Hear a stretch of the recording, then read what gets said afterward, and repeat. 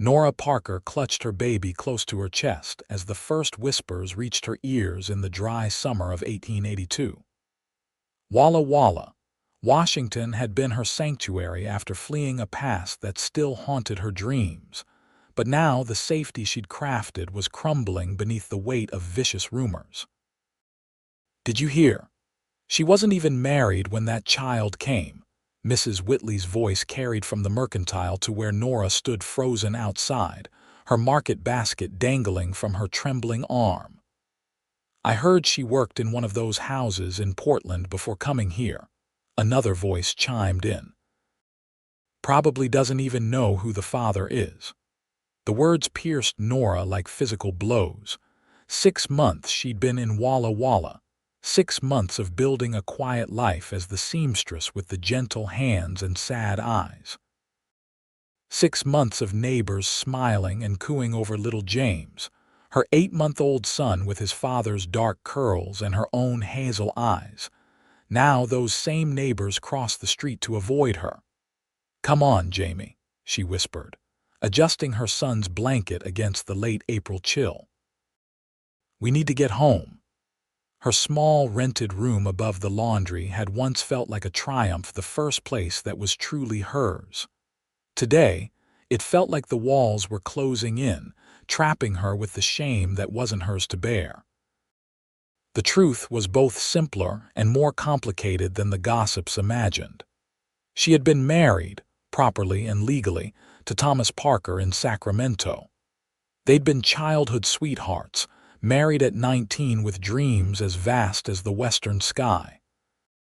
When she discovered she was with child, Thomas had been elated, promising to build them a better life by taking work with the railroad. The telegram had come 3 weeks later. An accident. Heavy machinery.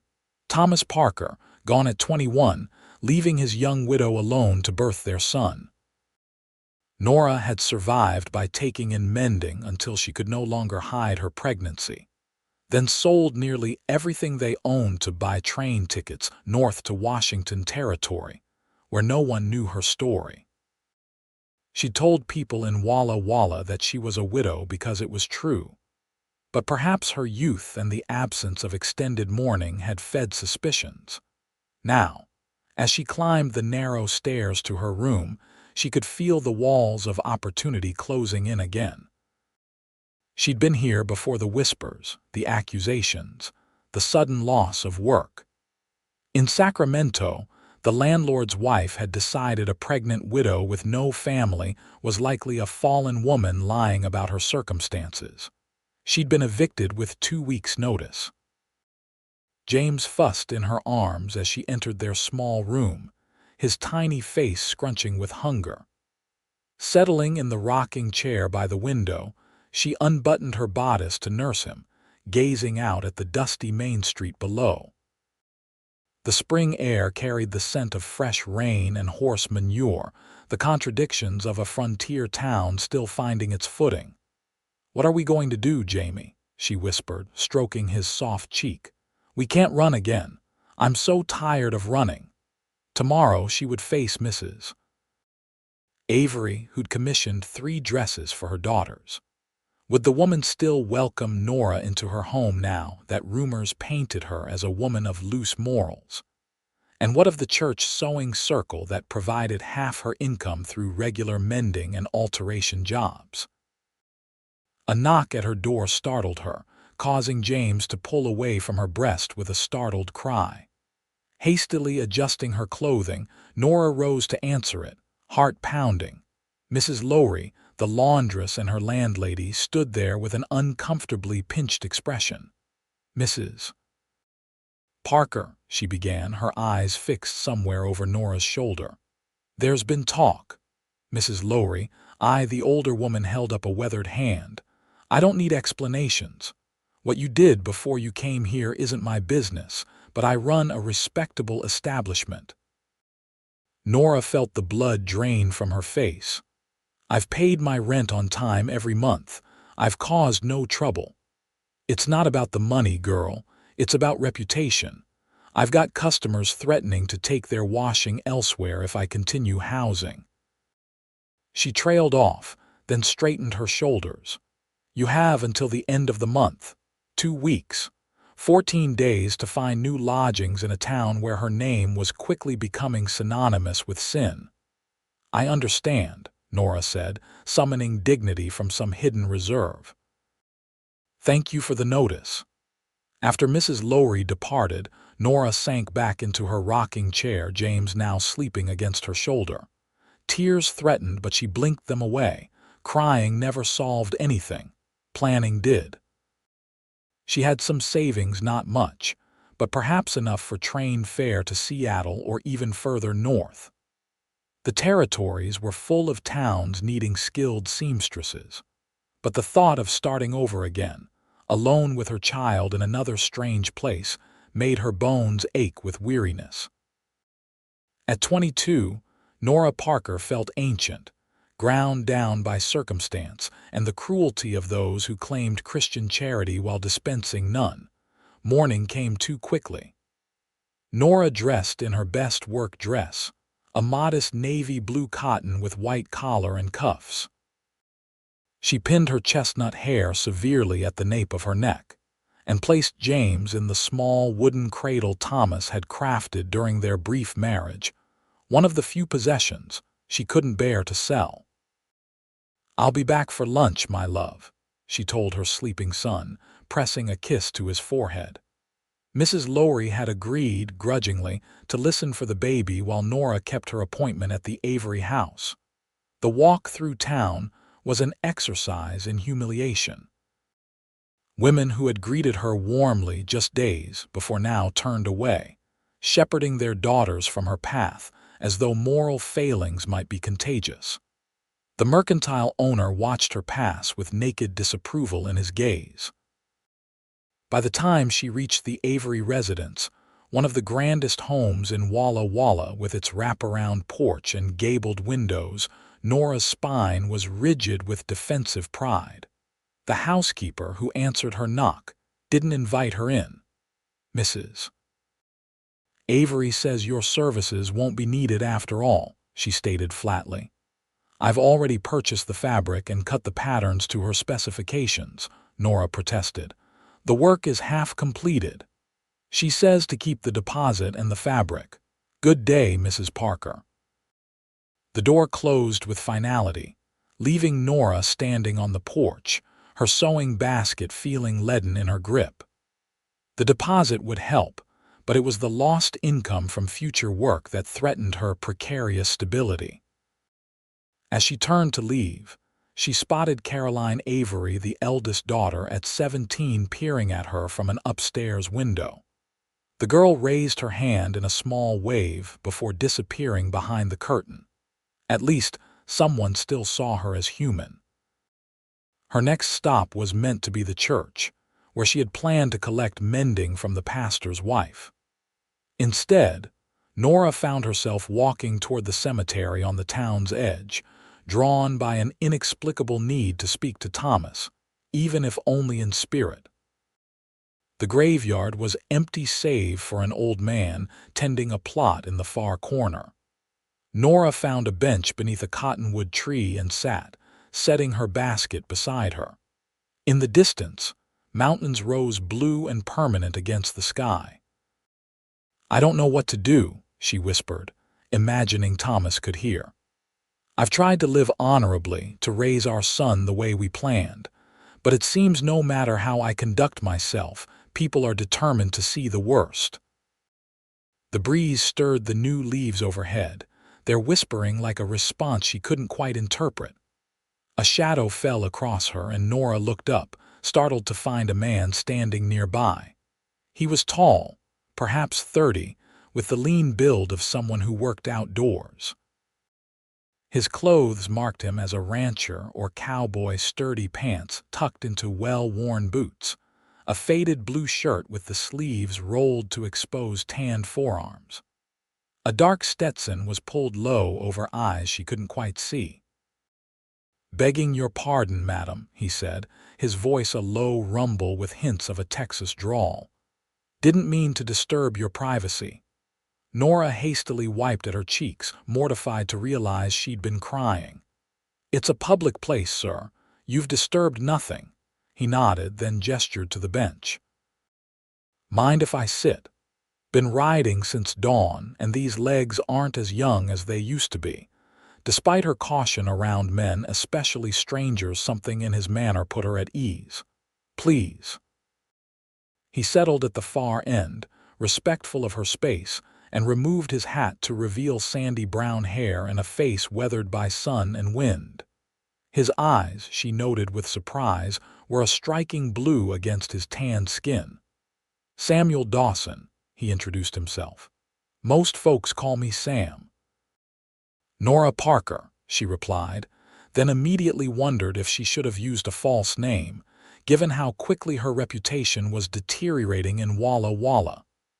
You visiting someone? He asked, nodding toward the graves. Not exactly. My husband isn't buried here.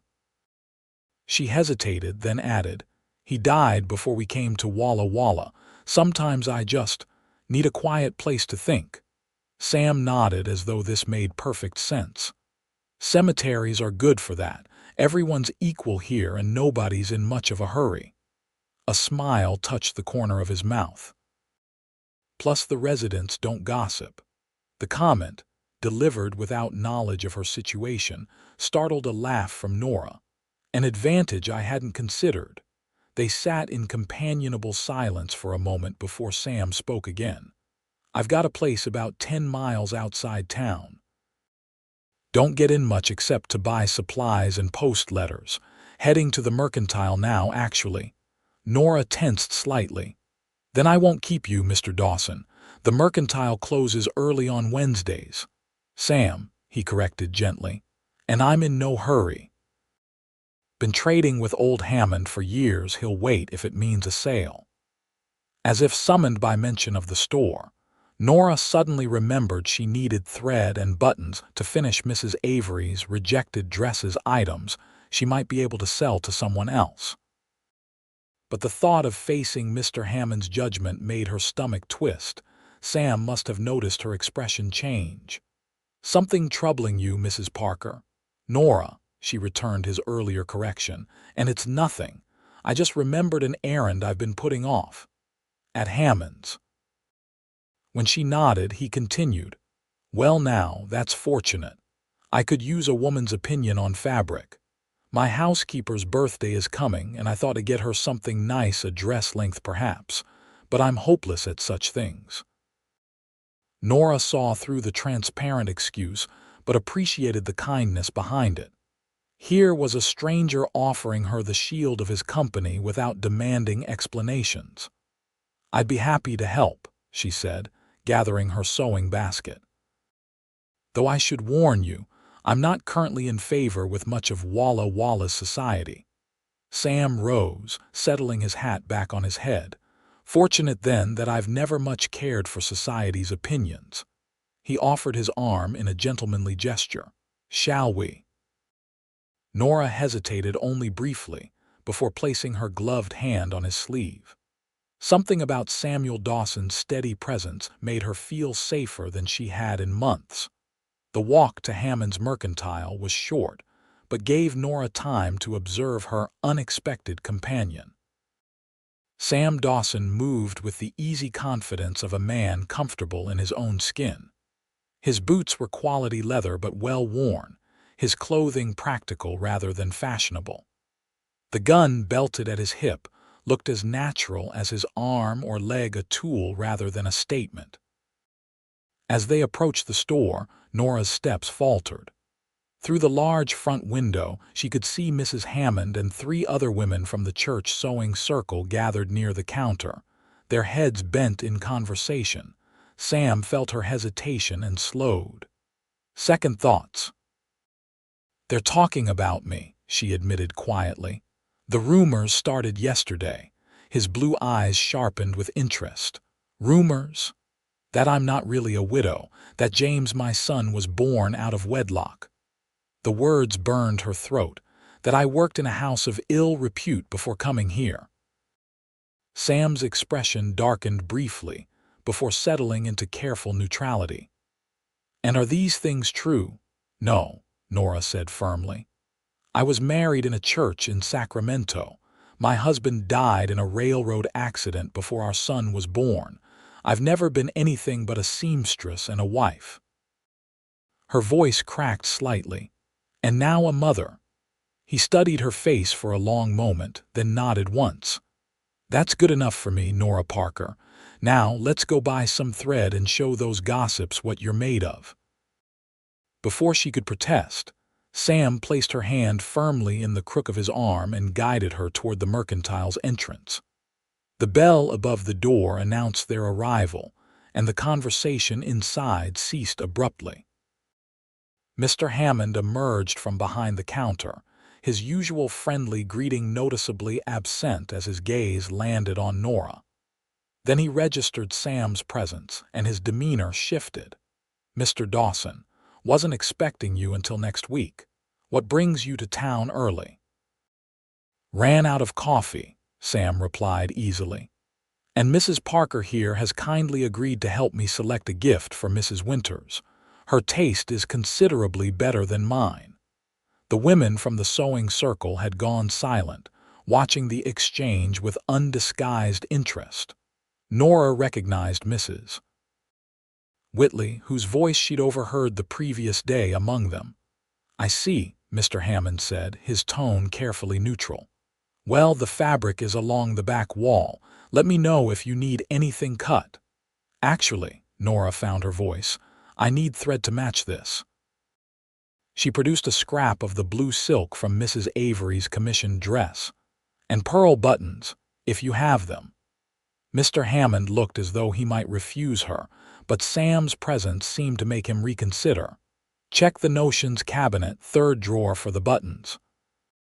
As Nora moved toward the cabinet, she heard Mrs. Whitley's stage whisper, "Honestly, someone should warn him about the kind of woman she is." Sam's response was immediate and pitched to Carrie. "Mrs. Parker has been kind enough to assist me despite having a busy schedule with her dressmaking business. I find her to be exactly the kind of capable, honest woman this territory needs more of." The flush that rose to Mrs. Whitley's face gave Nora a moment of vindictive pleasure, quickly followed by gratitude toward this stranger who'd appointed himself her defender. They completed their purchases without further incident. Thread and buttons for Nora, coffee and flour for Sam, and indeed a length of pretty calico that would suit an older woman well. As they exited the store, Nora felt lighter than she had in days. "Thank you," she said once they were back on the boardwalk. "You didn't need to do that." Sam adjusted his hat against the afternoon sun. "I've found that most rumors say more about those spreading them than those they are about." He checked the position of the sun. "It's near noon. Would you allow me to buy you lunch at the hotel restaurant? Best food in town, or so they claim." Nora hesitated. "I need to check on my son.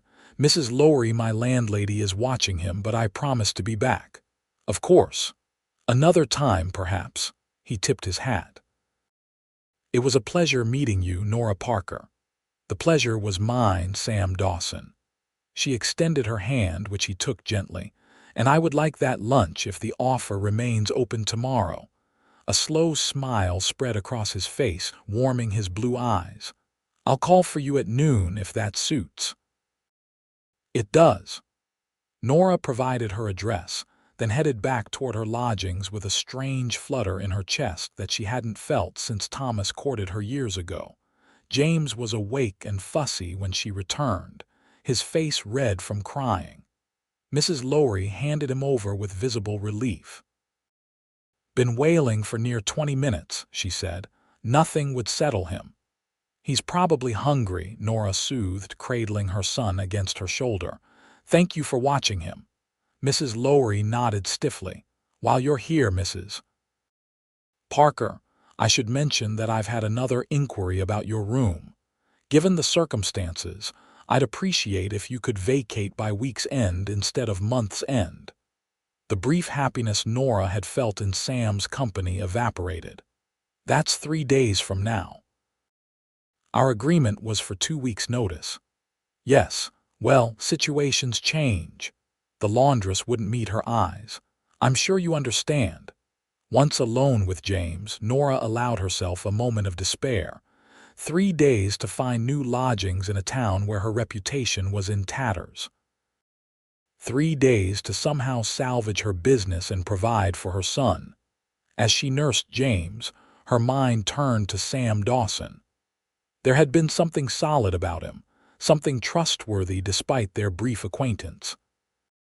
Perhaps he might know of accommodations outside town, away from the poisonous gossip. She would ask him tomorrow at lunch.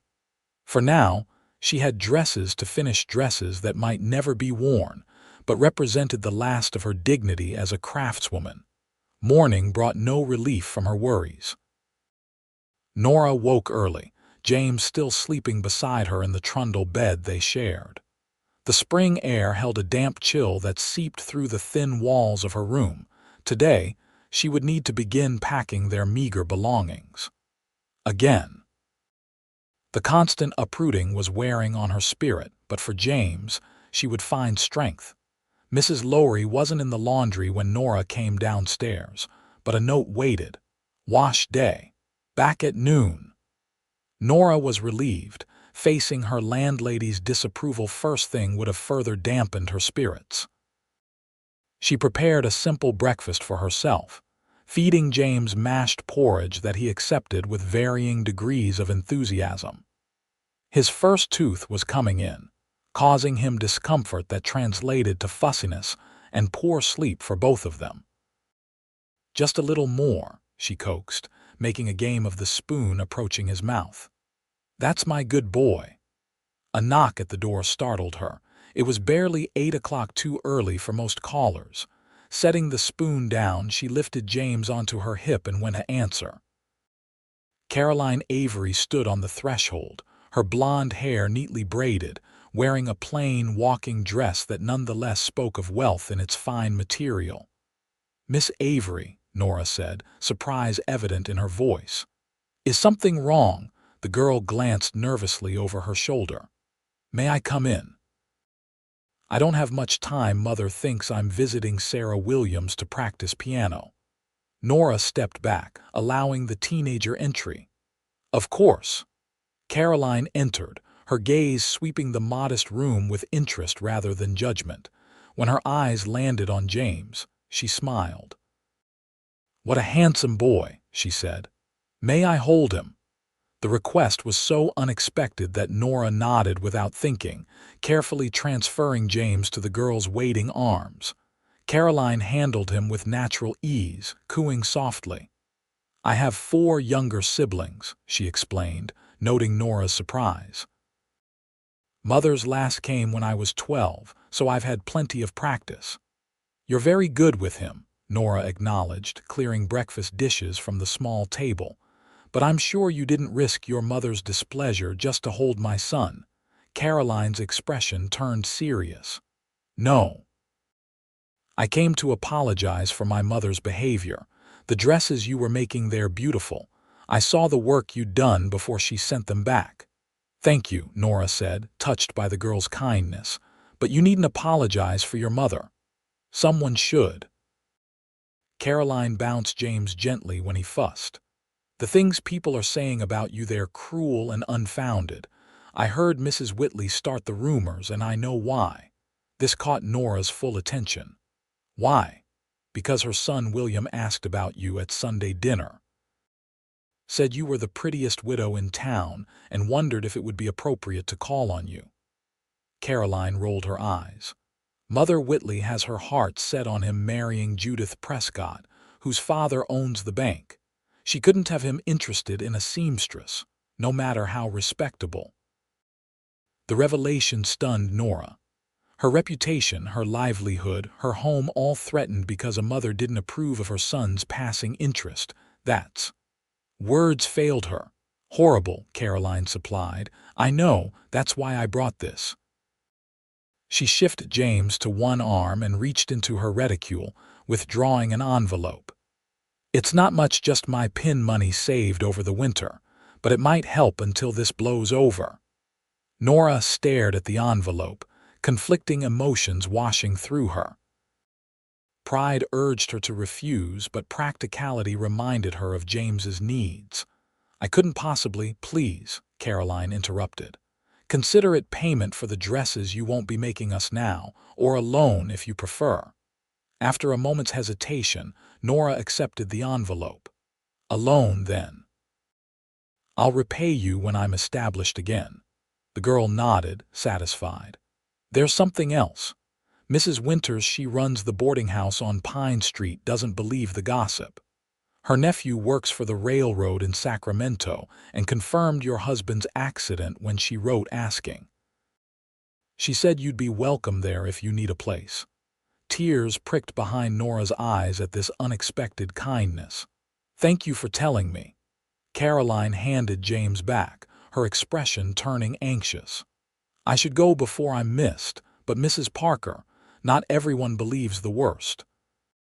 Some of us see the truth." After the girl departed, Nora opened the envelope to find $15, a considerable sum for a young woman's saved allowance.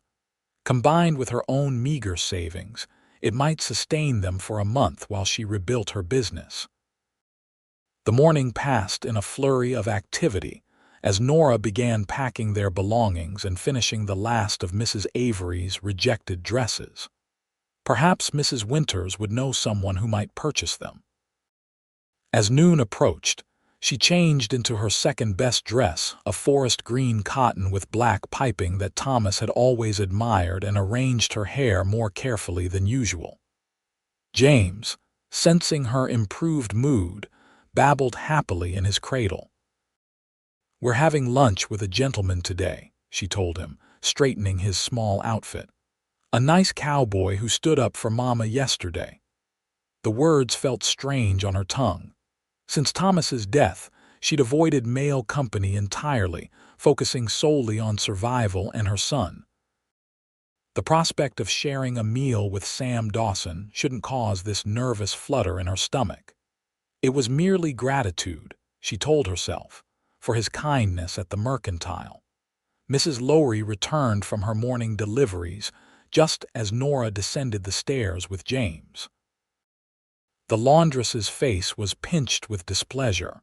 "Mrs. Parker, I didn't expect to see you until evening." "I'm meeting someone for lunch," Nora replied, keeping her tone neutral. "Mr. Dawson should be arriving shortly." At the name, Mrs. Lowry's eyebrows rose nearly to her hairline. "Samuel Dawson, the rancher." "Yes. Do you know him?" the laundress sniffed. "Everyone knows of the Dawson Ranch, one of the largest spreads in the county. His father built it from nothing 20 years ago." This was news to Nora. Sam's clothing and manner had suggested comfort but not wealth.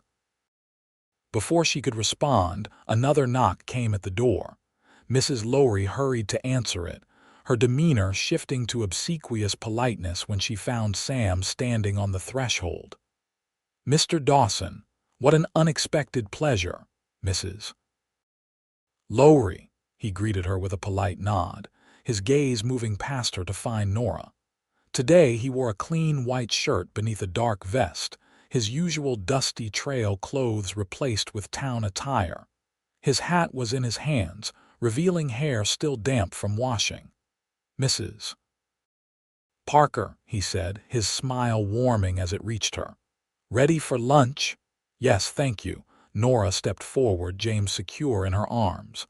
"Mr. Dawson, this is my son, James." Sam's expression softened as he regarded the baby. "Pleased to meet you, young man." He offered a large finger, which James immediately grasped, bringing a genuine laugh from the cowboy. "Strong grip. He'll make a fine horseman someday."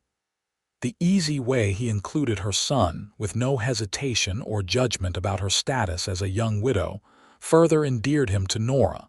Mrs. Lowry watched their interaction with naked calculation in her eyes. "Mr. Dawson, I wasn't aware you were acquainted with our Mrs. Parker." "Recent acquaintance," Sam replied easily, "but fortunate. Mrs. Parker was kind enough to assist me with a purchase yesterday, and I'm repaying the favor with lunch." "I see." Something shifted in the laundress's expression. "Well, don't let me keep you. Enjoy your meal." As they walked toward the hotel restaurant, Nora couldn't help but notice how people's reactions to her changed in Sam's presence.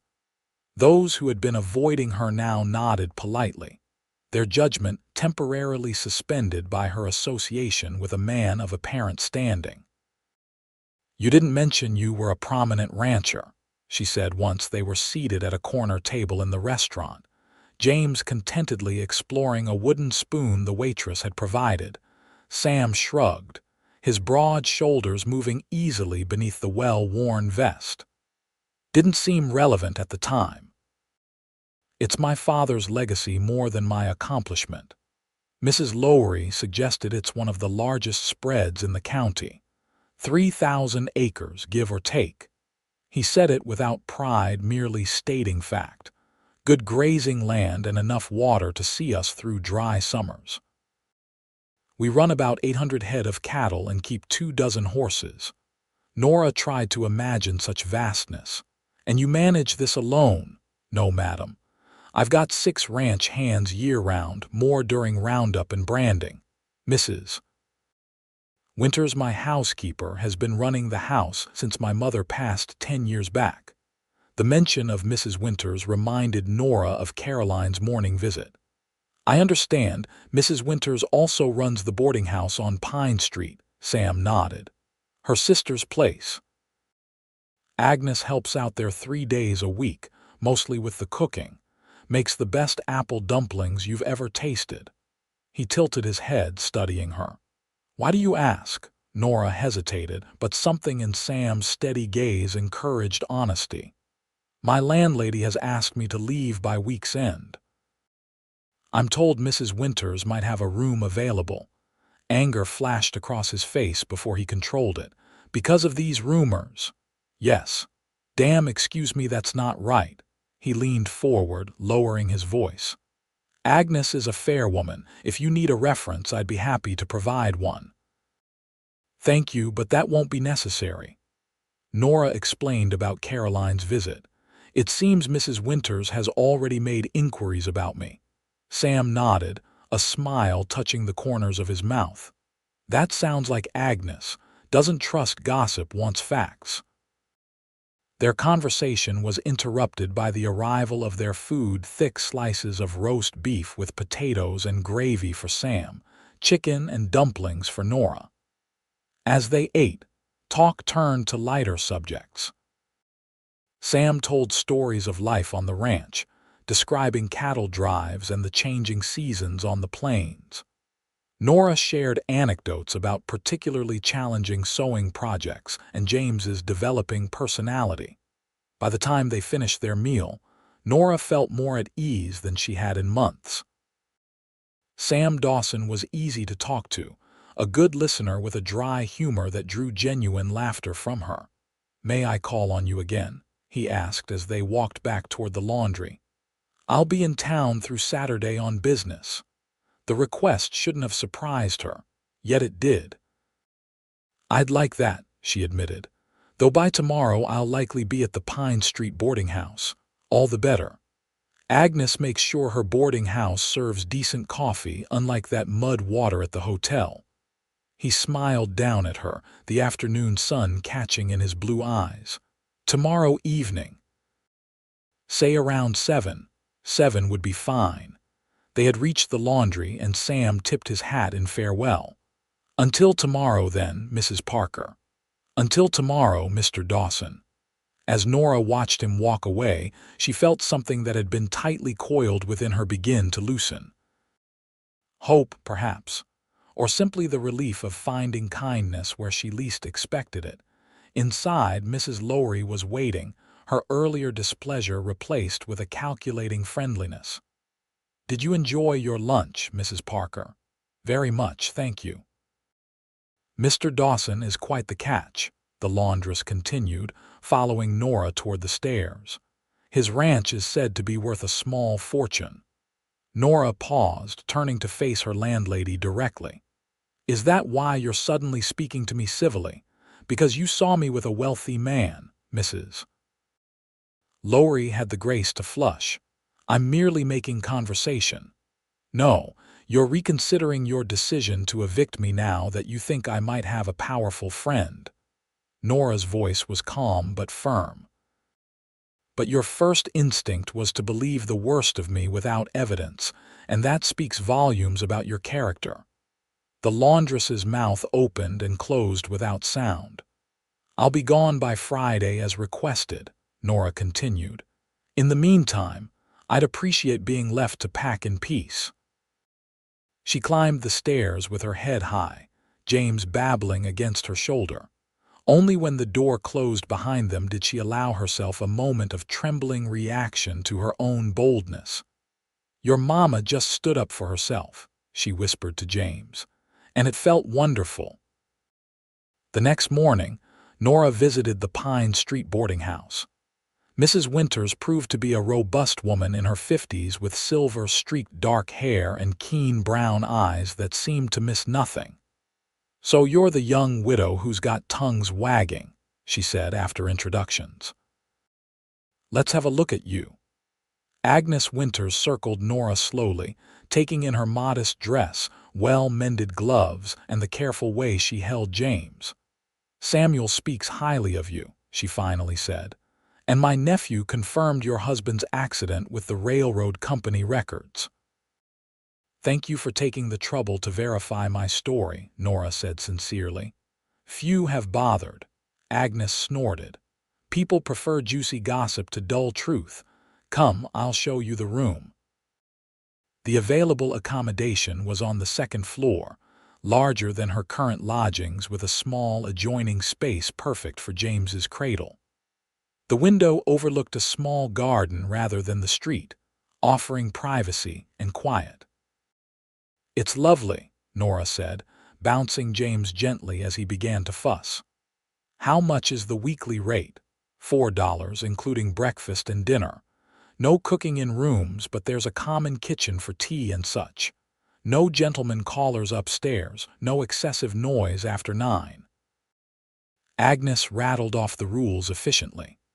"Children are welcome so long as they're not disturbing other boarders at unreasonable hours." The rate was far higher than the laundry, but included meals that Nora currently prepared herself. With Caroline's loan and her savings, she could manage for a few weeks while rebuilding her client base. "I'd like to take it if you're willing to have us." Agnes nodded once decisively. "Good. When will you move in?" "Tomorrow, if that's acceptable. I'll have the room ready by noon." The older woman hesitated, then added, "I understand you're a seamstress." "Yes. I specialize in ladies' garments, but I can handle most mending and alterations as well." I've been putting off having new curtains made for the parlor. The current ones are faded beyond salvation." "Would you be interested in the commission?" The offer was clearly intended as both business and a gesture of support. Nora accepted gratefully. "I'd be delighted. We can discuss fabric and design after I'm settled." As she prepared to leave, Agnes stopped her with a hand on her arm. "One more thing, Mrs. Parker. Samuel Dawson is a good man, one of the best I know, but he carries his own burdens. Just remember that if your acquaintance deepens." The cryptic warning lingered in Nora's mind as she walked back to the laundry. What burdens did Sam Dawson carry beneath his easy manner and kind smile? And why had Agnes felt compelled to mention them? By evening, most of Nora's belongings were packed in the 2 trunks she'd arrived with 6 months earlier. The rejected dresses hung ready for transport, their fine fabrics a reminder of work well done despite being unwanted. As 7 o'clock approached, she changed into her best dress, a deep burgundy with black trim that she'd made herself shortly after arriving in Walla Walla. The color brought warmth to her face, complementing the rich chestnut of her hair, which she arranged in a simple but elegant knot at the nape of her neck. James, fed and changed, watched her preparations from his cradle, occasionally offering commentary in his own private language. "You think Mama's being silly, don't you?" she asked him, securing a modest cameo brooch at her throat, her mother's, one of the few family heirlooms she possessed. "Perhaps I am. It's been so long since someone looked at me and saw more than a widow or a seamstress." The knock came precisely at 7. Nora took a steadying breath, checked her appearance once more in the small mirror above the washstand, and went to answer. Sam stood in the hallway, hat in hand. He traded yesterday's white shirt for a deep blue one that matched his eyes, with a black string tie at the collar. His boots were polished, his usually unruly hair tamed with water and a comb. "Mrs. Parker," he greeted her, a smile spreading across his face. "You look lovely." "Thank you, Mr. Dawson." She stepped back to allow him entry. "Please come in. I just need to get James settled before we go." Sam entered, his tall frame making the small room seem even more cramped than usual. His gaze took in the packed trunks and hanging dresses with a frown. "Moving tomorrow?" "Yes. Mrs. Winters has a room ready at noon." Nora lifted James from his cradle, settling him against her shoulder. "I've arranged for Mrs. Lowry to listen for him while we're out, though I don't expect we'll be gone long." Sam approached, stopping a respectful distance from where she stood with the baby. "May I?" The request surprised her, but she nodded, carefully transferring James to Sam's waiting arms. The contrast was striking. Her small son cradled against the cowboy's broad chest, tiny fingers immediately reaching for the string tie. "Careful there, partner," Sam chuckled, gently redirecting the exploring hand. "Your mama wouldn't thank me for returning with a disheveled appearance." The easy way he handled James spoke of experience. "You seem comfortable with children," Nora observed. A shadow crossed his features briefly. "My sister has 3 little ones. I see them when I can." He returned James to Nora, his smile returning. "He's a fine boy, got your eyes." The observation, delivered casually but with genuine warmth, touched her deeply. Thomas had been gone before they could speculate about whom their child might resemble. "Thank you," she said softly. "I like to think he has his father's curiosity and determination." After settling James with Mrs. Lowry, who was notably more cordial with Sam present, they walked toward the center of town. The evening was mild, spring fully established with the scent of lilacs heavy in the air from gardens they passed. "I thought we might attend the musical performance at the church," Sam said as they walked. "Unless you'd prefer something quieter." The suggestion gave Nora pause. The church social hall was where she'd likely face the greatest concentration of those who had shunned her. But arriving with Sam Dawson at her side might help restore her standing, or at least force people to acknowledge her directly rather than whispering behind her back. "The music sounds lovely," she decided. "I haven't heard a proper piano in months." The performance was already underway when they arrived, a quartet of local musicians playing classical pieces with varying degrees of skill. Sam guided Nora to seats near the back, his hand a warm presence at the small of her back. Heads turned as they settled in, whispers spreading through the assembled townspeople. Nora kept her gaze forward, chin lifted slightly, though she couldn't help noting Mrs. Whitley's shocked expression or Mrs. Avery's tight-lipped disapproval.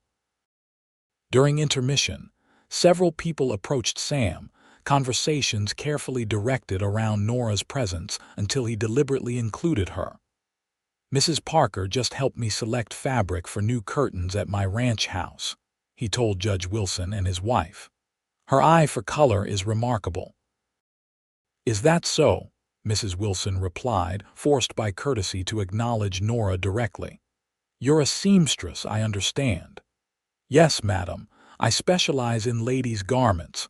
Something in Sam's steady presence beside her gave Nora confidence she might otherwise have lacked. When Mrs. Wilson mentioned needing a new day dress for an upcoming wedding, Nora smoothly offered her card, which the woman accepted with surprised courtesy. By the time they left, Nora had secured 2 potential new clients and weathered numerous curious stares with dignity intact. The night air felt refreshing after the stuffiness of the crowded hall. "Thank you," she said as they walked back toward the laundry, "for suggesting the concert and for standing beside me through those conversations." Sam offered his arm, which she took after only a moment's hesitation. "No thanks needed. I enjoyed the music, and I admired your grace under scrutiny. Not everyone could manage that level of dignity while being inspected like a horse at auction." The analogy startled a laugh from her. That's exactly how it felt. Their shared amusement created a bubble of intimacy around them as they walked, slowing their pace to extend the moment. When they reached the laundry, Nora found herself reluctant for the evening to end. "Would you like to come in for tea?" she offered impulsively. "I haven't packed the kettle yet."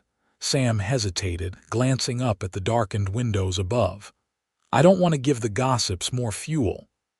"At this point, I'm not sure it matters," Nora sighed. "But you're right, of course, it would be inappropriate." He studied her face in the lamplight spilling from the laundry windows. "I'm staying at the hotel through Saturday. Perhaps you could join me for dinner tomorrow evening after you're settled at Mrs. Winter's place. Agnes knows me well enough not to misinterpret." The invitation warmed her. "I'd like that very much." "Good." He took her hand, surprising her by raising it to his lips for a brief, courtly kiss. "Until tomorrow, then." Nora watched him walk away, her hand still tingling from the gentle press of his lips. Something was happening between them, something unexpected and potentially wonderful, but also frightening in its implications. She had not looked at a man with interest since Thomas's death, had not imagined she could feel this quickening of her pulse again. Yet here she was, standing in the night air with her heart beating a rapid tattoo against her ribs, all because a kind cowboy with blue eyes had kissed her hand. Morning brought a flurry of activity as Nora completed her packing and settled accounts with Mrs. Lowry. The laundress, perhaps recognizing that her judgment had been hasty, offered to help transport Nora's trunks to the boarding house using her delivery cart. "I appreciate that," Nora said, accepting the olive branch, "but Mr. Dawson has already arranged transportation." As if summoned by mention of his name, there was a knock at the door. Sam stood there with another man whom he introduced as Peter, one of his ranch hands. "We've brought the wagon," Sam explained. "Should be enough room for everything." The loading process was efficient, with Sam and Peter carrying the heavier trunks while Nora managed smaller items and James. Within an hour, they were settled in the wagon, headed toward Pine Street with Nora's possessions secured in the back. The physical move was straightforward, but Nora felt the symbolic weight of it. Another new beginning, another attempt to establish herself and secure a future for her son. At least this time she wasn't alone in a strange town. She had allies in Sam, Agnes Winters, and young Caroline Avery. Mrs. Winters had prepared the room as promised, even adding a small vase of fresh spring flowers on the dresser.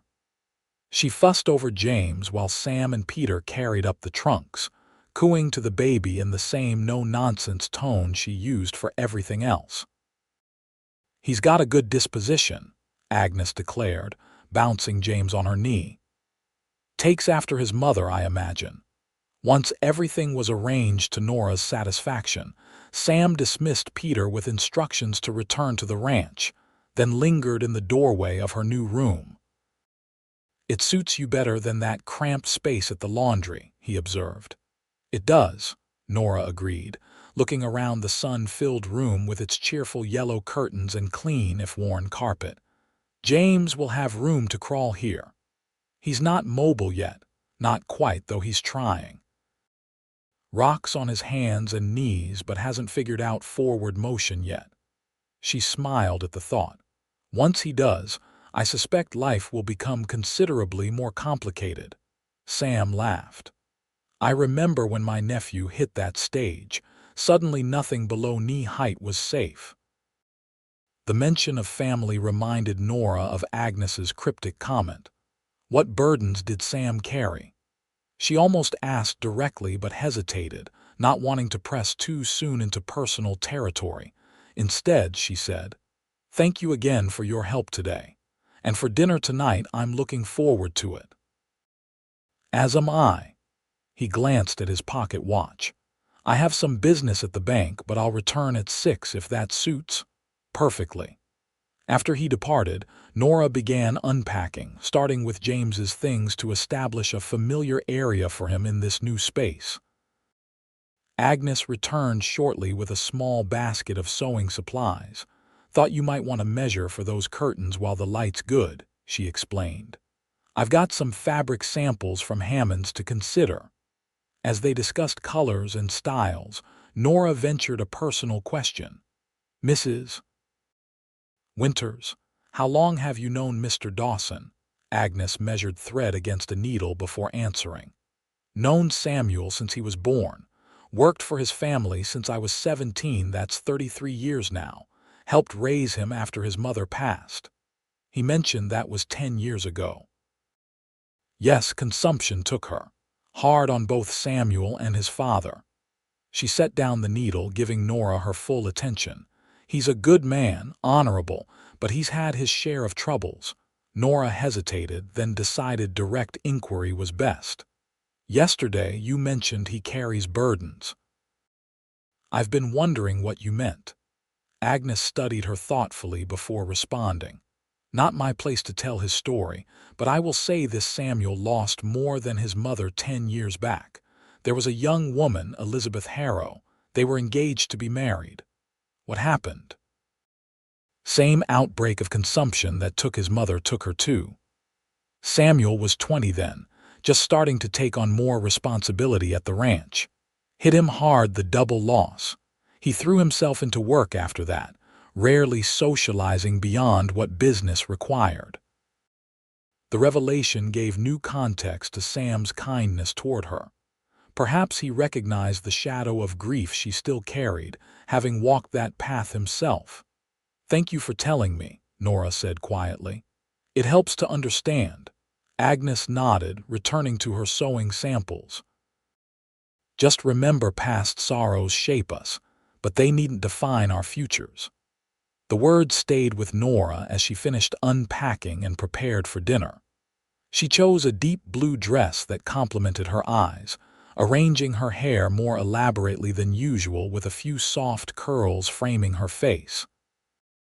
Mrs. Winters had offered to watch James for the evening, assuring Nora that she'd raised enough babies to manage one more for a few hours.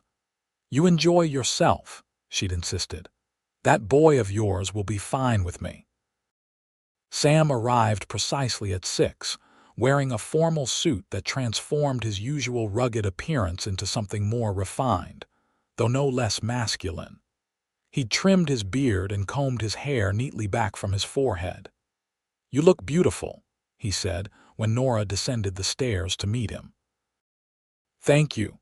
You're quite handsome yourself." His smile deepened the crinkles around his eyes. "Clean up decent for a cowboy, you mean?" "I meant exactly what I said," she replied with newfound boldness. The hotel dining room was the finest establishment in Walla Walla, with white tablecloths and actual wine glasses at each setting. Sam had reserved a table near the window, away from the main floor, but still visible enough that their presence would be noted by local society. As they settled in, Nora recognized the statement he was making. By dining publicly with her at the best restaurant in town, Sam was declaring his respect for her, challenging anyone to maintain their gossiping in the face of his open support. "You're very strategic, Mr. Dawson," she observed after they ordered. "Sam," he corrected gently. "And what do you mean, this table, this restaurant? You're making a point to the town gossips." He considered her assessment, then nodded. Partially. But mostly, I wanted to share a good meal with a lovely woman without worrying about Mrs. Winter's cooking schedule. The simple compliment warmed her. Their conversation flowed easily through dinner, ranging from books they'd enjoyed to childhood memories. Sam described growing up on the ranch, learning to ride almost before he could walk, while Nora shared stories of her youth in California, where her father had worked as a schoolteacher. "Is that where you met your husband?" Sam asked, his tone carefully neutral. "Yes. Thomas and I grew up together in Sacramento. Our fathers were colleagues at the same school." Nora traced the stem of her water glass, memories bittersweet. "We married young, both just 19. Everyone said we were rushing, but we were so certain." "Sometimes the heart knows," Sam said softly. "Yes." She met his gaze across the table.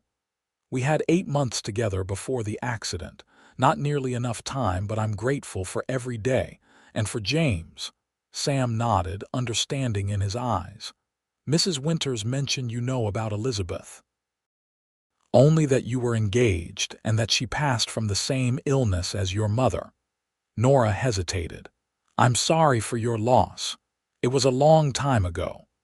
His voice was steady, but something in his expression suggested the wound wasn't entirely healed. "We'd been childhood sweethearts like you and Thomas. Had our lives planned out, the wedding, children, growing old together on the ranch. And then everything changed," Nora finished for him. "Everything." He took a sip of his coffee. "For years after, I didn't see the point in looking beyond the next season, the next cattle drive. Just kept working, expanding the ranch, building something that would outlast me without really knowing why." The vulnerability in his admission touched her deeply. Here was a man who understood loss as she did, who had rebuilt a life from shattered dreams. "And now?" she asked quietly. His blue eyes held her steadily. "Now I'm sitting across from a remarkable woman, wondering if fate sometimes gives second chances." The words hung between them, laden with possibility. Nora felt her breath catch, aware they stood at a threshold neither had expected to approach again. "I've been alone a long time," she finally said, "focused entirely on survival and raising my son. I'm not sure I remember how to be anything else. I understand."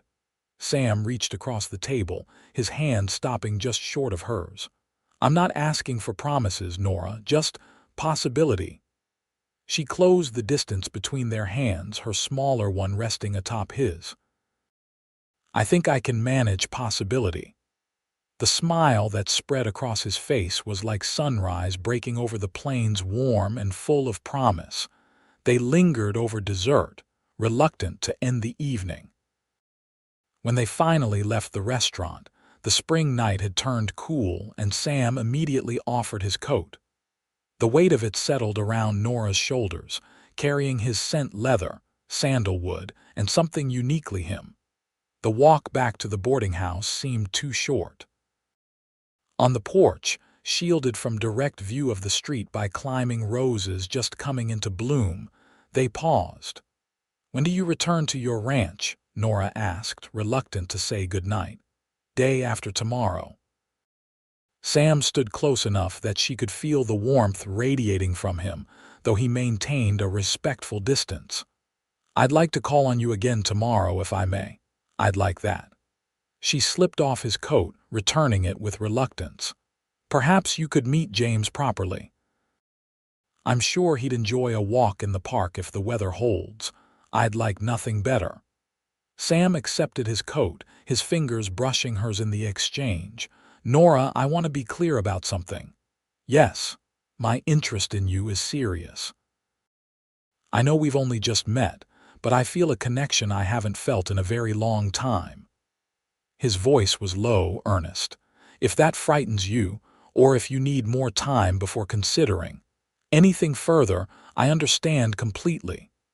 The directness of his statement was both alarming and refreshing.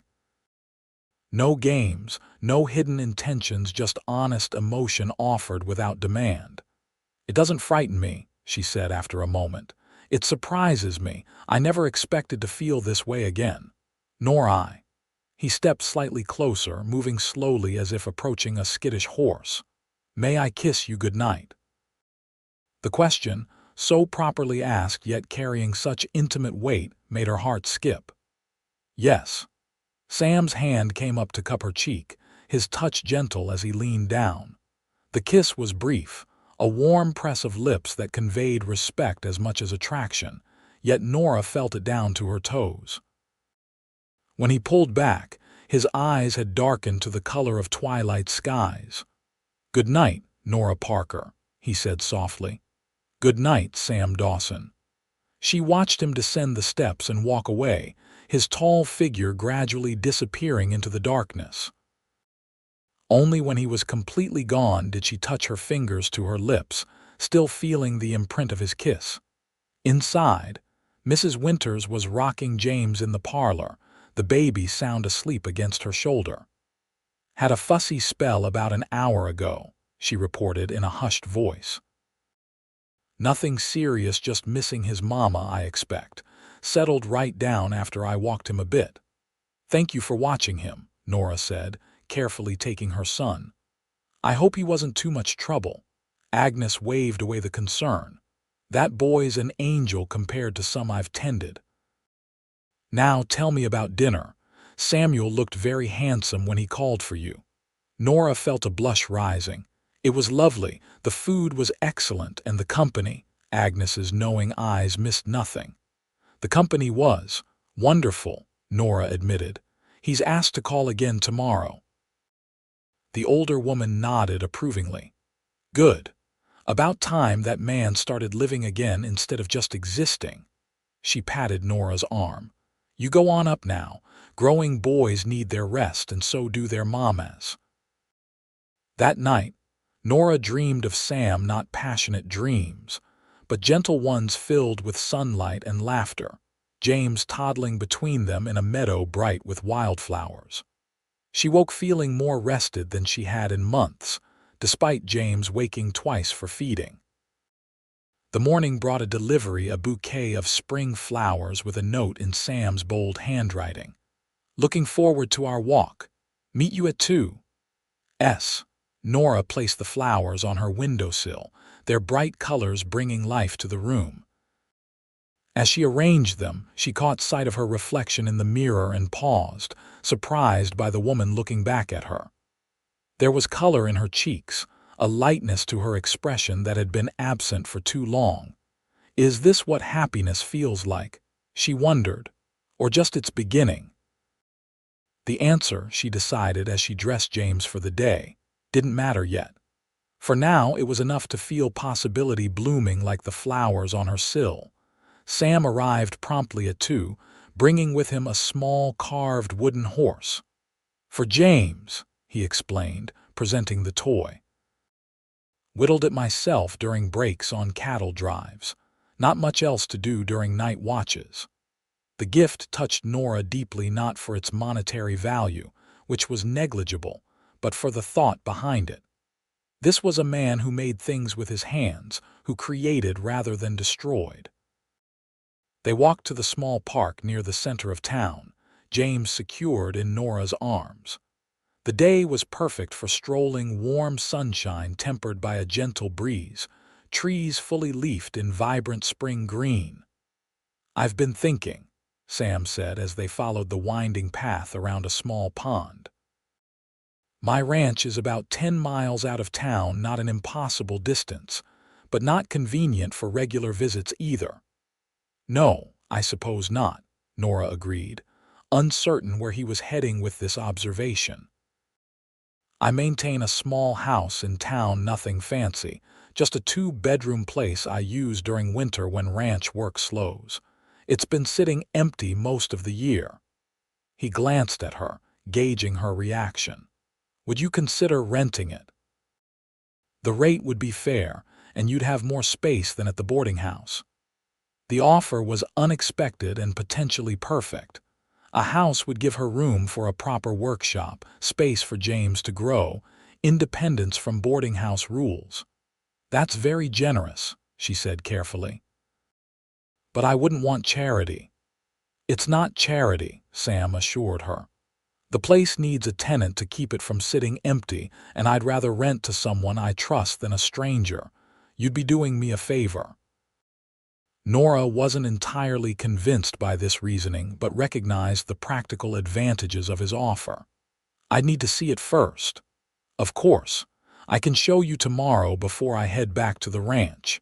He hesitated, then added, "I want to be clear this isn't an attempt to, well, to create any obligation. The rental arrangement would be proper and formal with a written agreement." His concern for her reputation touched her. "I appreciate that, Sam, and I'd like to see the house." They spent the afternoon in comfortable conversation, pausing occasionally to let James feel the grass or examine a particularly interesting leaf. The baby seemed drawn to Sam, reaching for him several times until Nora finally asked if he wanted to hold him. "I'd like that." Sam took James with practiced ease, settling the boy against his chest. "Hello there, young man. You enjoying your outing?" James responded with enthusiastic babbling, one hand patting Sam's cheek with curious exploration. "I think he likes your beard," Nora observed, charmed by the interaction. "Good taste, this one," Sam replied with a wink that made her laugh. As they walked back toward the boarding house later, James now drowsy in Sam's arms, Nora became aware of stares and whispers following them. Some were merely curious, but others held undisguised disapproval. "People are talking," she noted quietly. "Let them," Sam replied, his voice unconcerned. "Those whose opinions matter won't judge without knowing facts. Those who judge without facts have opinions not worth considering." The simple philosophy struck Nora as profound in its practicality. "Is that your father's wisdom?" "My mother's, actually." Sam smiled down at the sleeping baby in his arms. She had little patience for gossip or those who spread it. At the boarding house steps, Sam carefully transferred James back to Nora. "I'll come by around 10 tomorrow to show you the house, if that works for your schedule." "Perfect." She hesitated, then added, "Would you like to stay for dinner? Mrs. Winters mentioned you're always welcome at her table." The invitation brought a slow smile to his face. "I'd like that very much." Dinner with Sam at the boarding house was a different experience than their restaurant meal, more casual, but no less enjoyable. Agnes served a hearty beef stew with fresh bread, and conversation flowed easily among the three adults, with occasional interruptions from James, who seemed determined to be part of the discussion from his high chair. After the meal, they moved to the parlor where Sam entertained them with stories of ranch life and cattle drives that had Agnes chuckling and Nora fascinated. "You make it sound like an adventure," she said. "But surely it's dangerous work." "It can be," he acknowledged. "Weather, rustlers, accidents, plenty can go wrong.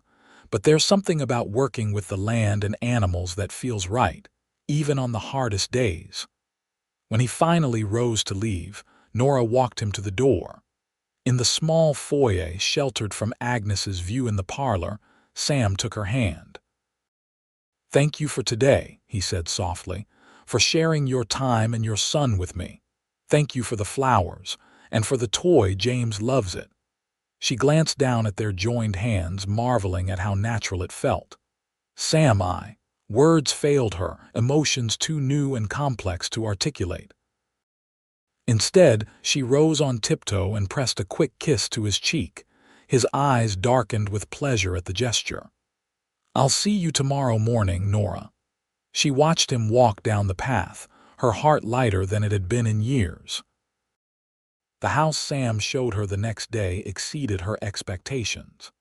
Located on a quiet side street 3 blocks from the main thoroughfare, the modest 2-story structure featured a front parlor, dining room, and kitchen downstairs with 2 bedrooms and a small sewing room upstairs. The furnishings were simple but well made, the rooms clean and filled with light. The previous tenant was the bank manager's mother until she passed last fall, Sam explained as they toured the space. I've had it maintained but not rented since then. The sewing room particularly caught Nora's attention. Its large north-facing window would provide perfect light for detailed work, and built-in shelves could hold her fabrics and notions. It's perfect, she admitted as they returned downstairs. But I'm concerned about the rent. What are you asking? Sam named a figure that was only slightly more than her boarding house room, but significantly less than market rate for a house this size. That's very generous, she said carefully. It's fair considering I won't have to worry about maintenance or finding another tenant. He met her gaze directly. I'm not offering charity, Nora. I'm offering a practical arrangement that benefits us both. After a moment's consideration, she nodded. Then I accept with gratitude. They settled the details quickly. She would move in the following week, after Sam returned from the ranch with the formal rental agreement. The timing worked well. It would give her a chance to complete the curtains for Agnes and establish her sewing business in the new location. As they stood on the front porch preparing to leave, Sam checked his pocket watch with reluctance. I need to head back to the ranch soon. The cattle drive to summer pasture starts next week and there's plenty to prepare. Of course. Nora adjusted James on her hip, the baby having grown heavy in her arms. How long will the drive take?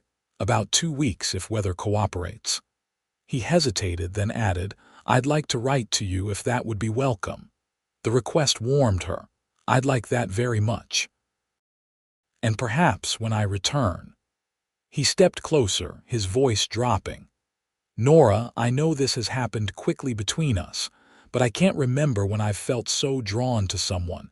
When I return, I'd like to court you properly if you're willing. The formal request, so earnestly delivered, touched her deeply.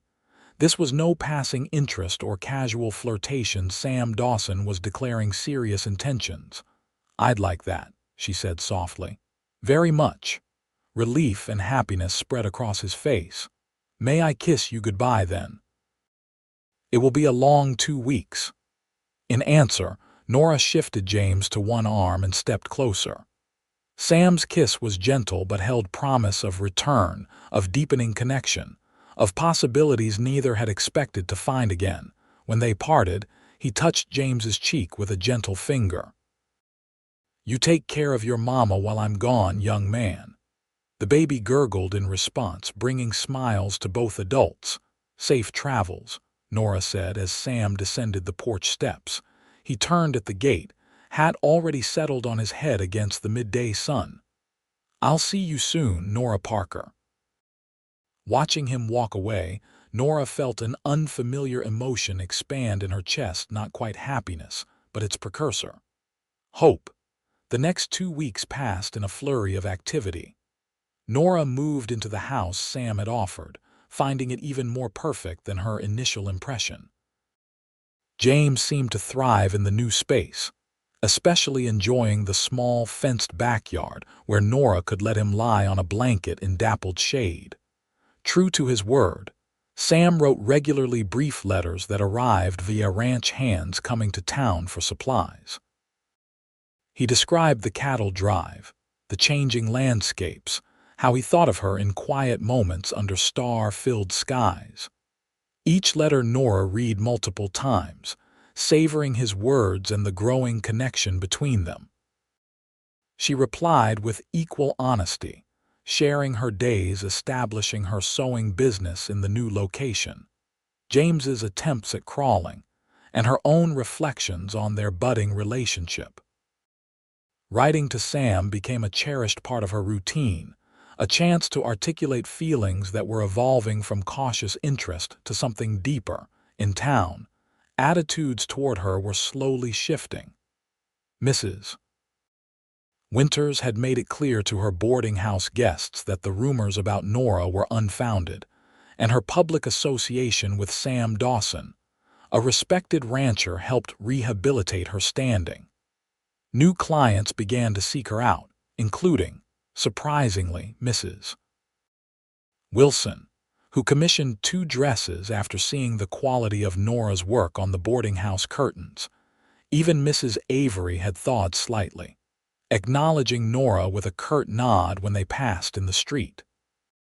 Caroline continued to visit when she could, becoming something of a big sister to James, who adored her animated expressions and gentle play. By the time Sam's letter arrived announcing his return date, Nora had established a comfortable routine in her new home and rebuilt much of her client base. The wounds inflicted by gossip were healing, though she remained cautious about trusting too deeply. The day Sam was due back, Nora found herself uncharacteristically nervous, changing her dress twice before settling on a light green cotton that brought out the hazel in her eyes. She arranged her hair more carefully than usual, pinning the chestnut waves into a style that was both practical and flattering. "Your mama's being silly, Jamie," she told her son, who was practicing his new crawling skills on the parlor rug. "It's just Sam." But it wasn't just Sam anymore. In 2 weeks of correspondence, their connection had deepened beyond what their brief acquaintance might have suggested. His letters revealed a thoughtful, intelligent man with depths of feeling carefully guarded but genuinely expressed. She'd found herself sharing thoughts and hopes she'd kept private since Thomas's death. The knock came precisely at 3, as his letter had promised. Nora took a steadying breath, smoothed her skirts, and went to answer. Sam stood on her porch, hat in hand, looking trail-worn but vibrant. The past 2 weeks had darkened his tan and added leanness to his already fit frame. His eyes, those striking blues that had first caught her attention, lit up at the sight of her. "Nora," he said, her name carrying warmth and relief. "Sam, welcome back." For a moment, they simply looked at each other, drinking in details changed or remembered. Then Sam stepped forward, closing the distance between them with purpose. His kiss was different this time, still respectful, but with an underlying hunger that hadn't been present before. Nora responded instinctively, her hands coming up to rest against his chest as she rose on tiptoe to meet him. When they finally parted, both a little breathless, Sam rested his forehead against hers. "I missed you," he admitted quietly. "More than I expected to." "I missed you too." The admission came easily, honestly. A demanding babble from inside broke the moment, bringing smiles to both their faces. "Sounds like someone else wants to say hello," Sam observed.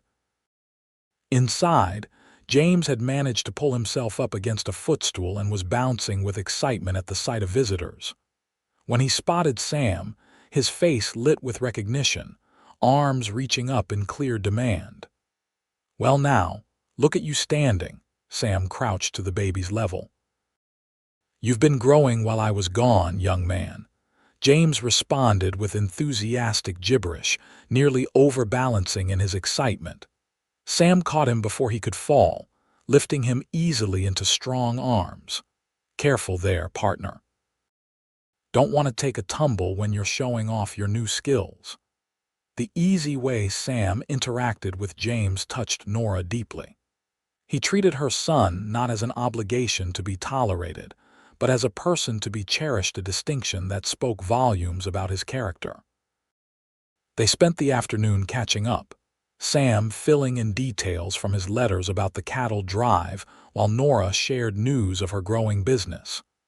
When James grew fussy, Sam watched with interest as she prepared his dinner and settled him for his evening nap. "You make it look so natural," he observed as she returned to the parlor. "Motherhood. It didn't always feel natural," she admitted, settling beside him on the sofa. "Those first months after Thomas died, when I was alone and expecting, I was terrified, but when James arrived, something shifted. Suddenly, I had purpose beyond my own survival." Sam nodded thoughtfully. "That's how the ranch felt after Elizabeth and my mother died, Having something to build, to care for it pulled me forward when grief might have anchored me in place. The parallel experiences created a bridge of understanding between them, a recognition of shared resilience that went beyond common interests or attraction. "Nora," Sam said after a comfortable silence, "I meant what I said before I left. I want to court you properly. I know it's been a short acquaintance, but I feel it too," she interrupted softly. "This connection between us, it's unexpected but unmistakable." Relief spread across his features.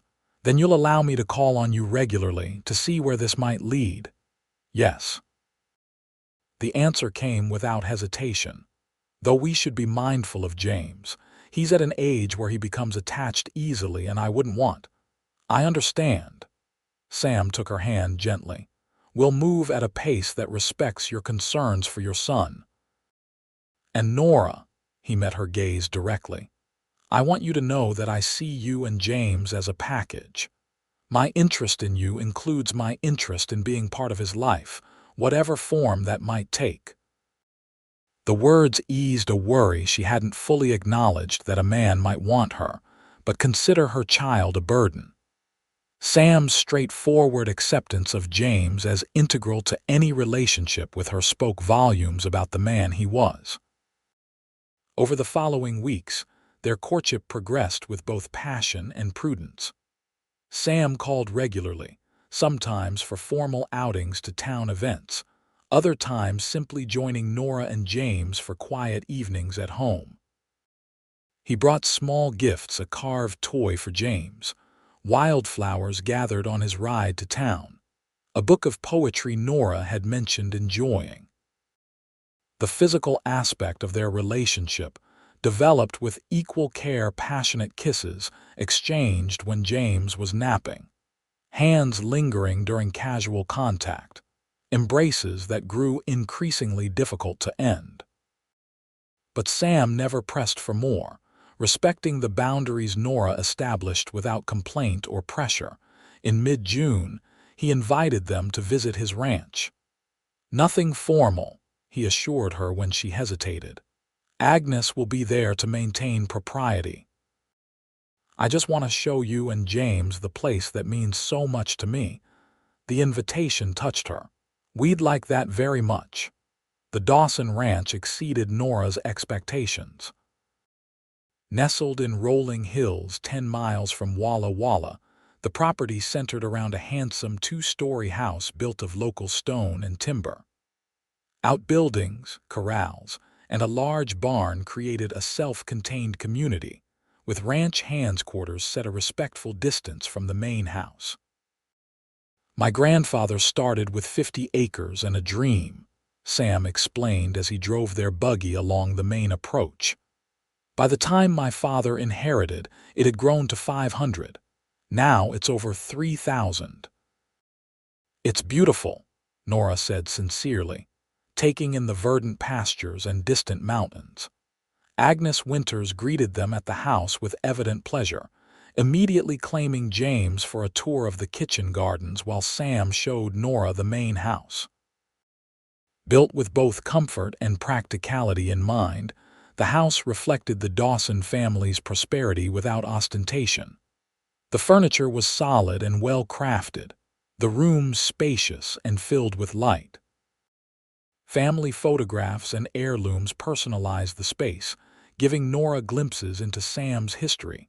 In the study, she paused before a portrait of a young woman with dark hair and gentle eyes. "Elizabeth," she guessed softly. Sam nodded, moving to stand beside her. "Painted the summer before she fell ill." Nora studied the face of the woman Sam had once planned to marry. There was kindness in her expression, intelligence in her eyes. She was beautiful. She was. Sam's voice held old grief, tempered by time. "For years, I couldn't look at this without feeling like I was drowning. Now I can remember the good without being consumed by the loss." Nora understood perfectly. She had experienced the same evolution with her memories of Thomas, the sharp pain gradually softening to bittersweet remembrance. "Thank you for showing me," she said simply. Sam's hand found hers, fingers interlacing. "I wanted you to see all of me, Nora, past and present." After lunch, Sam took them on a tour of the working areas of the ranch. James, secured in Nora's arms, watched wide-eyed as Sam introduced them to gentle horses in the paddock, the milk cow in her stall, and a litter of barn kittens that particularly fascinated the baby. Throughout the day, Nora observed Sam in his element, confident, knowledgeable, respected by the men who worked for him. Here was a man who had built something meaningful from his grief, who had continued his family's legacy while forging his own path. As evening approached, Agnes insisted they stay for dinner rather than making the journey back to town in the dark. The meal was comfortable and lively, with James charming everyone by attempting new sounds that might someday become words.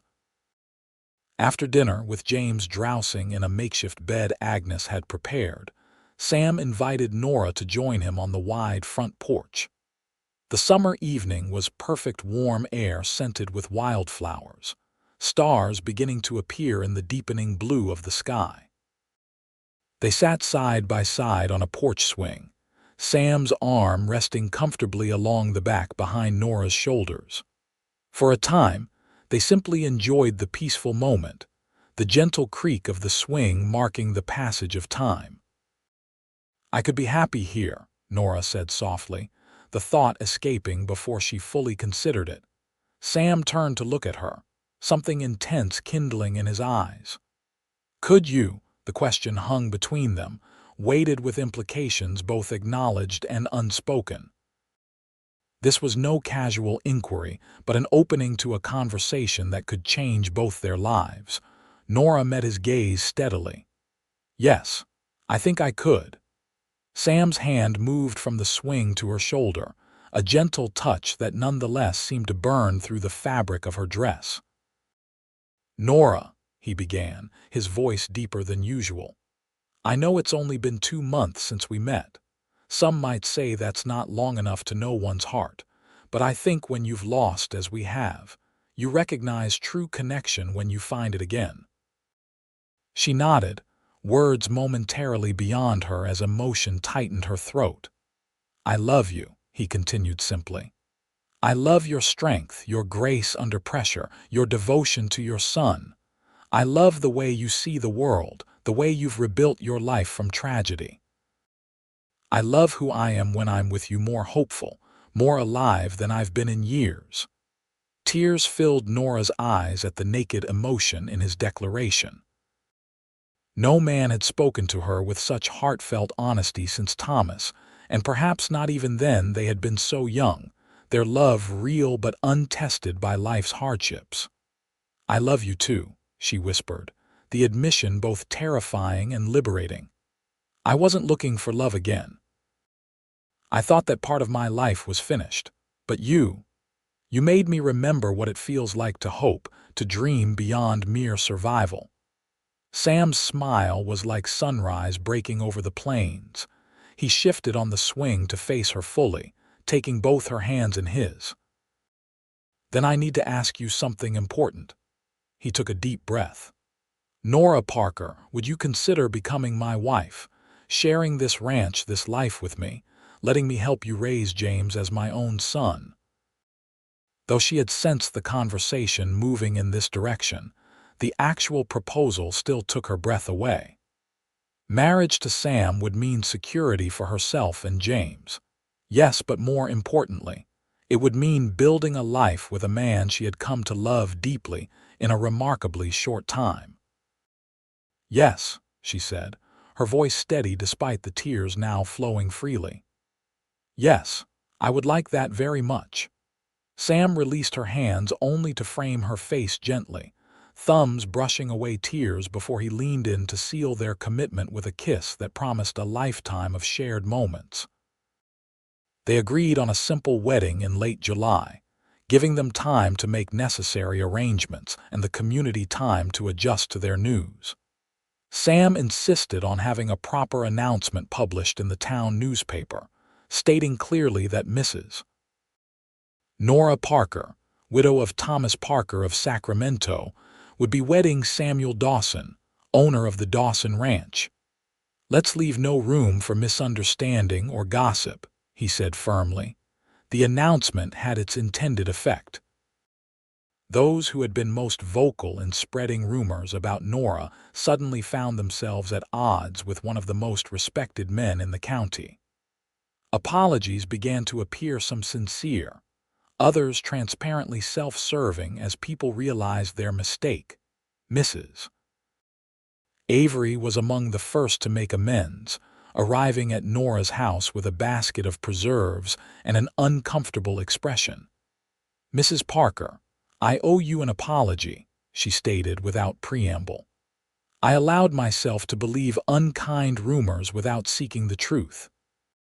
My daughter Caroline has repeatedly told me I was wrong, and now I see that she was right." The apology, while obviously difficult for the proud woman, seemed genuine. Nora accepted it graciously, offering tea and conversation that gradually eased the awkwardness between them. Similar scenes played out across town, as Walla Walla's society recalibrated its assessment of the young widow now engaged to one of their most eligible bachelors. Nora accepted these overtures with outward grace, though she privately noted which people had stood by her during the difficult times and which had not. Caroline Avery was particularly delighted by the engagement, appointing herself unofficial wedding coordinator with youthful enthusiasm that brought smiles to both Nora and Sam. Under her guidance, plans for a small ceremony expanded slightly to include various community members whose support now seemed important to maintain. Nothing excessive, Nora insisted when Caroline suggested elaborate floral arrangements. "Simple and meaningful is all we want." The wedding gown was Nora's one concession to finery, a creation of ivory silk with delicate lace that represented her finest work as a seamstress. She worked on it during quiet evenings after James was asleep, each stitch carrying hopes for their future together. As the wedding day approached, practical matters required attention. Nora would move to the ranch after the ceremony, meaning her townhouse would need new tenants. Sam suggested keeping it for occasions when they needed to stay in town, but Nora had a different idea. "What if we offer it to young widows or women in difficult circumstances?" she proposed one evening as they discussed arrangements. "A temporary haven while they rebuild their lives, with reasonable rent they can manage." The suggestion visibly moved Sam. "That's a wonderful idea. A way to help others who find themselves in situations like yours was." "With one key difference," Nora noted, leaning against his shoulder. "They would have support from the beginning, not just judgment." The wedding day dawned clear and perfect, the July sky a deep blue unmarred by clouds. The ceremony would take place at the ranch, with a reception to follow under tents set up on the lawn. Nora prepared in the guest room, Caroline and Agnes helping with her dress and hair. James, now nearly 15 months old, watched the proceedings with fascination from a blanket on the floor, occasionally practicing his newest skill of pulling himself up and taking wobbly steps while holding onto furniture. "You look beautiful," Caroline sighed as she settled the short veil on Nora's carefully arranged hair. "Indeed you do," Agnes agreed, her usual brisk manner softened by emotion. "Samuel is a blessed man today." A knock at the door revealed Mrs. Avery holding a small box. "May I come in? I wanted to bring something, if you would consider wearing it." Curious, Nora nodded her permission. Mrs. Avery approached, opening the box to reveal a delicate pearl necklace with a small diamond pendant. "It was my grandmother's," she explained. "In our family, it's traditionally worn by brides. Caroline will wear it someday, but today—well, I thought perhaps you might like to have something borrowed." The gesture, unexpected and genuinely kind, touched Nora deeply. "I would be honored, thank you, as Mrs." Avery fastened the necklace around her throat. Nora caught Caroline's eye in the mirror, noting the girl's pleased smile at her mother's gesture of acceptance. The ceremony itself was simple but profound. Standing before the minister with Sam at her side and James in Agnes's arms nearby, Nora felt a circle completing not an erasure of her past with Thomas, but a continuation of life's journey with a new companion who understood both her strength and her vulnerability. Sam's vows, spoken in his deep, steady voice, included promises not only to Nora but to James as well. "I pledge to love you as my own son," he said, looking directly at the baby, "to guide you with patience, protect you with all my strength, and support you in becoming the man you are meant to be." Nora's own vows acknowledged the unexpected nature of their love. "I came to Walla Walla seeking safety, not happiness," she told Sam, her voice steady despite the emotion tightening her throat. "In you, I've found both and so much more. I promise to stand beside you through all seasons, to share your joys and sorrows, and to build a family founded on love and truth." When the minister pronounced them husband and wife, Sam's kiss was both tender and possessive, a promise of the life they would build together. The reception that followed was joyful, with music and dancing continuing well into the evening. Nora found herself welcomed into the community that had once shunned her, though she noted that Sam stayed close throughout, his presence both protective and proud.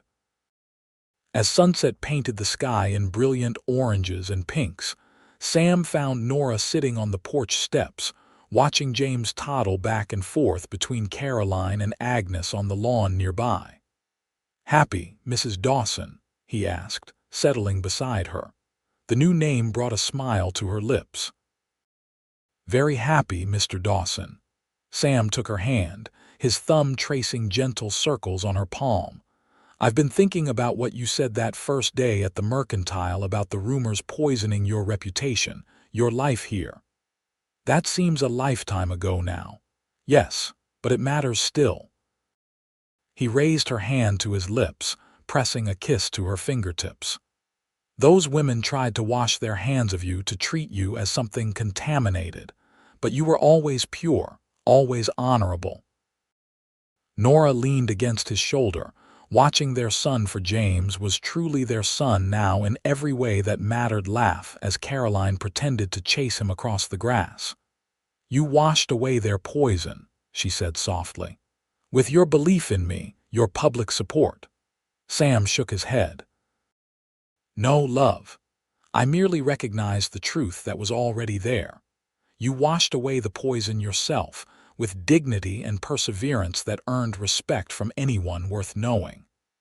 As twilight deepened around them, Nora reflected on the journey that had brought her to this moment. From desperate young widow to respected wife and mother, from friendless newcomer to woman with deep community connections, the transformation seemed miraculous in retrospect. Yet it had happened one day at a time, one challenge overcome, one relationship built. And at the center of it all, a chance meeting with a cowboy who saw beyond rumors to the truth of her heart. "What are you thinking?" Sam asked, noticing her contemplative expression. "That life takes unexpected turns," she replied. "And sometimes, if we're very fortunate, those turns lead us exactly where we need to be." Later that night, after guests had departed and James slept soundly in the nursery that had once been Sam's childhood room, husband and wife stood together at the window of their bedroom, looking out at the starlit ranch that was now truly their shared home. "Welcome home, Nora Dawson," Sam whispered, his arms encircling her from behind. Leaning back against his solid strength, Nora felt the last shadows of uncertainty melt away. Here was where she belonged, not because circumstances had forced her here, but because love had invited her to stay. "I am home," she agreed, turning in his embrace to face him. At last. 1 year later, on a warm summer evening much like their wedding day, Nora sat on the front porch of the ranch house, watching Sam chase a giggling James across the lawn. At 27 months, the boy was quick and agile, his laughter ringing out like music across the property. "Papa," he called, his first word having been reserved for the man who had chosen to be his father in every way that mattered. "Papa, catch me." Sam made a show of almost catching him, then letting him escape at the last moment, bringing fresh peals of laughter from the child. Nora's hand rested on the gentle swell of her abdomen, where their second child, a girl, she somehow knew had recently begun making her presence known with tiny flutters of movement. They had waited to start expanding their family, giving James time to settle into his new life and themselves time to establish their marriage. The past year had brought changes both expected and surprising. Nora had continued her dressmaking business, though on a more limited basis, focusing on special commissions that allowed her to work from the ranch while managing their household. The townhouse had indeed become a haven for women in difficult circumstances, with 3 different tenants benefiting from its shelter during transitional periods in their lives. Sam had expanded the ranch's operations to include breeding horses as well as cattle, his keen eye for quality stock, already establishing a reputation that brought buyers from as far as California. Their life together had found a rhythm that suited them, both days filled with productive work, evenings spent in comfortable companionship, nights of passion that deepened their connection. Not everything had been perfect. They'd had disagreements, adjustments to make as 2 independent people learned to build a life together. James had gone through phases of testing boundaries, particularly after realizing another child would be joining the family. Agnes Winters had fallen ill during the winter, causing weeks of worry before she fully recovered. But through each challenge, they had faced it together, their commitment to each other growing stronger rather than weaker under pressure. On the lawn, Sam finally caught James, swinging the boy high in the air before settling him on his shoulders. Together they walked back toward the porch, both wearing nearly identical expressions of contentment. "This young cowboy claims he's hungry," Sam announced as they reached Nora. "Something about cake being promised after dinner," Nora laughed, reaching up to ruffle James's dark curls. "I seem to recall something about cake being contingent on eating all your vegetables, young man." "I did," James protested. "Papa saw." "He did make an impressive effort with the carrots," Sam confirmed, lifting the boy down to stand beside him. "Then I suppose cake is in order." Nora accepted Sam's hand to help her rise from the porch swing, his touch lingering on her waist as he noted the subtle changes in her figure. As they headed inside together, family complete yet growing, Nora reflected on how thoroughly the poisonous rumors of her past had been washed away, not by denial or escape, but by living truthfully and being seen for who she truly was. In Sam's love, in James's trust, in the community's acceptance, in the new life growing within her, in all these things, she had found the antidote to gossip's venom. "I love you," Sam murmured as they paused in the doorway, his eyes reflecting the depth of feeling between them. "And I love you," Nora replied, her hand finding his as they crossed the threshold into their home, their future stretching before them like the endless plains, vast with possibility, rich with promise, and cultivated with love that had flourished against all odds in the wild heart of the West.